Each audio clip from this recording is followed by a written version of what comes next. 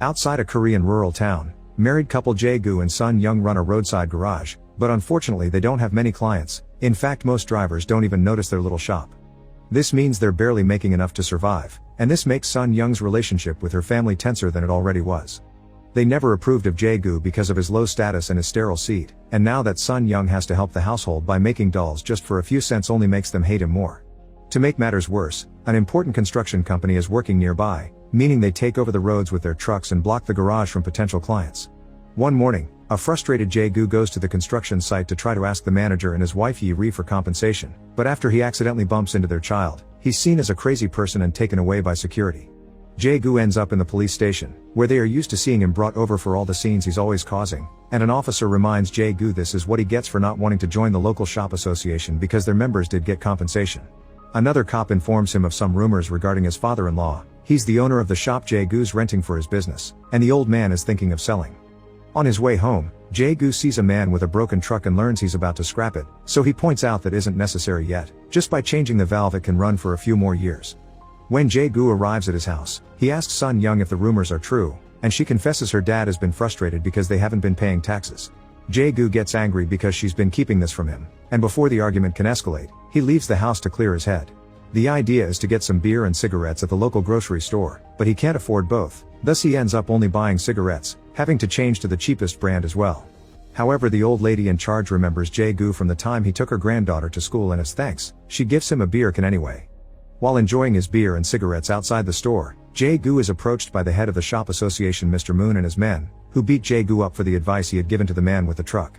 It turns out Mr. Moon had almost put his hands on those scraps for cheap and Jae-gu got in the way of his business. Later, when Mr. Moon is telling his friends what happened over dinner, the group starts gossiping about Sun Young's horrible marriage choice, and Mr. Moon leaves in a huff because he still harbors feelings for her. A few days later, Sun Young goes to a family gathering alone and is immediately attacked by her relatives for her life choices. Jae-gu shows up as well, having borrowed some nice clothes and even saved some money for a cake to impress everyone. But when he arrives and overhears everyone insulting him, he decides to leave without even announcing himself. On his way home, he accidentally drops the cake, and he's so frustrated by the whole situation that he kicks it with anger instead of picking it up for dinner. At that moment, Jae-gu notices a car stopping in the middle of the road because of a flat tire, so of course he immediately offers his services to change it as he explains the construction trucks that pass by drop all kinds of scraps. Since it's late at night and they're in the middle of nowhere, Jae-gu takes the chance to charge extra for the job, knowing the client has no choice. Afterward, he goes back to the road to check on anything else that may have fallen from the trucks just in time to see Sun Young arrive in a relative's car. The driver doesn't even say hi to Jae-gu, and when he complains, it triggers an argument with Sun Young, who is tired of being caught between her family and her husband. To calm her down, Jae-gu shows her he made some money tonight. When they go to bed, Jae-gu can't sleep because he's still bothered by today's events, so he decides it's time to do something and returns to the road to scatter a bunch of scraps all over the place. The plan pays off and the next morning they have a new client with a flat tire, but this time Jae-gu charges a more reasonable price. Hours pass and Jae-gu worries because only one more client came by, so he goes to check on the scraps and finds them all gone. It turns out the construction trucks have been pushing the scraps away when they drive by, and because of the size and weight of their tires, they didn't get flat. Not ready to give up yet, Jae-gu stays up late making more pointy scraps that he scatters on the road again, and this time he's discovered by Sun Young, who disapproves of the idea. These scraps could cause an accident or get Jae-gu arrested, but he changes his mind when he points out all the people that drive through this road are rich tourists that are always getting out of trouble through bribes, meaning there's nothing wrong with scamming them. As a final touch on his argument, Jae-gu also mentions wanting to save money to buy the shop from his father-in-law. Sun Young's initial skepticism slowly melts as days pass and she sees the money this idea brings in, finally allowing them to buy better food. One morning, Yi-ri's car is the latest victim of a flat tire, and while Jae-gu does his job, Sun Young offers her a drink and conversation to keep her happy and paying. However, Yi-ri is incredibly condescending towards them because of their social status, and when she hears Sun Young only makes 5 cents for every 10 dolls, she buys one for $10 out of pity. Feeling insulted at the fact she's being treated like a charity case, Sun Young finally goes all out and helps Jae-gu make an argument for why he needs to charge Yi-ri so much money just for a tire replacement. From then on, she's more supportive of her husband's plan, bringing him drinks while he makes scraps and even admitting she would love to have money to dress like Yi-ri. Late at night, Sun Young also begins going with Jae-gu to the road to hold the flashlight while he drops the scraps and offers some ideas to make the plan better, like sticking nails to the ground instead of having to come back every night to replace the scraps.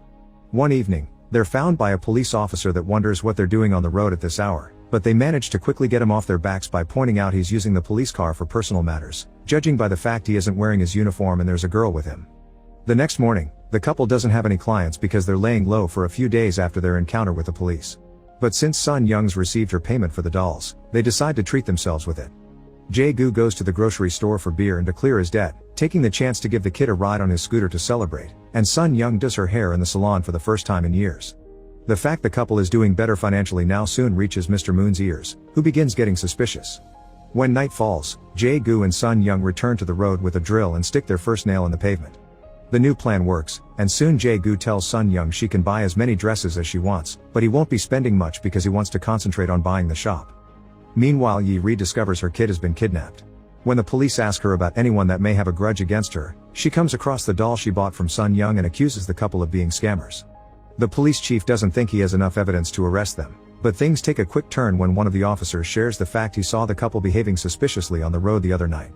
In just a few hours, the cops find Jae-gu and arrest him, but not Sun Young, since they've heard about him making a scene on the construction site and bumping against the child, making him the prime suspect. While Jae-gu is interrogated at the station, the police search the shop, and Sun Young's dad has to be there as the owner. Instead of being helpful and supportive of his daughter though, he keeps insulting Jae-gu and telling Sun Young that she's reaping what she's sown. At the end of the day, there's no evidence to be found anywhere and Jae-gu is released without charges. The police chief drives him home as an apology, but while at first he shows an understanding of his situation, soon he's telling Jae-gu to stand up for himself and to stop bringing his men trouble. The following morning, Jae-gu gets his tools ready to go back to the road since they've been losing money while he was away. Sun Young worries about her husband and the possibility of being found out, but she can't convince him to take a break. In the meantime, Mr. Moon is still convinced that Jae-gu is hiding something, and since the police can't do anything without proof, he agrees with his brother the cop to take turns keeping an eye on the garage couple. The next time Sun Young goes to the road to stick a nail in it, Mr. Moon sees her and finds the nail after she's gone, so now he has to think of a way to use this information in his favor. Now that the nails are out again, business picks up once more and the garage couple can afford to eat out, so they don't hesitate to treat themselves. One afternoon, an elderly couple gets a flat tire on their way to the hospital and asks Jae-gu for a discount, but he still charges them the full price. That same day, Sun Young goes to the grocery store and is approached by Mr. Moon, who confesses he knows about the nails and asks Sun Young to come to see him in private if she wants him to keep the secret. When night falls, neither of them can't sleep. Jae-gu feels guilty about overcharging the elderly couple because now he keeps thinking about his own dead parents, and Sun Young is worried about what Mr. Moon may do. Pretending to be asking a rhetorical question, Sun Young wonders what they should do if someone ever found out about their scam, and Jae-gu replies he would quit before that person went to the police. The following day, Sun Young thinks thoroughly about how much this plan has improved their lives and takes the hardest decision in her life. She goes to see Mr. Moon and accepts to get busy with him in the backseat of his car to buy his silence. Afterward, Mr. Moon tells his brother to drop the surveillance on the garage couple. Paying for Mr. Moon's blackmail leaves Sun Young feeling incredibly dirty, so when she comes across some old friends that invite her to come shopping with them, she accepts in order to take her mind off things. By the time she returns home, it's incredibly late, but she's looking like a whole new person with her new hairdo and dozens of cute dresses. Jae-gu complains about the lack of homemade dinner, but Sun Young ignores him and takes a shower using a dangerous solvent because there isn't enough money in the world to make her feel clean again. It isn't until Jae-gu goes to sleep that Sun Young allows herself to cry her heart out. A few days later, a car crashes in the rice paddy near the garage. Knowing the police will be there soon, Jae-gu rushes to the road to take out the nails and notices a man coming out of the car. As soon as this man sees he isn't alone, he runs away as if he was guilty of something, so Jae-gu checks the car and discovers the kidnapped child.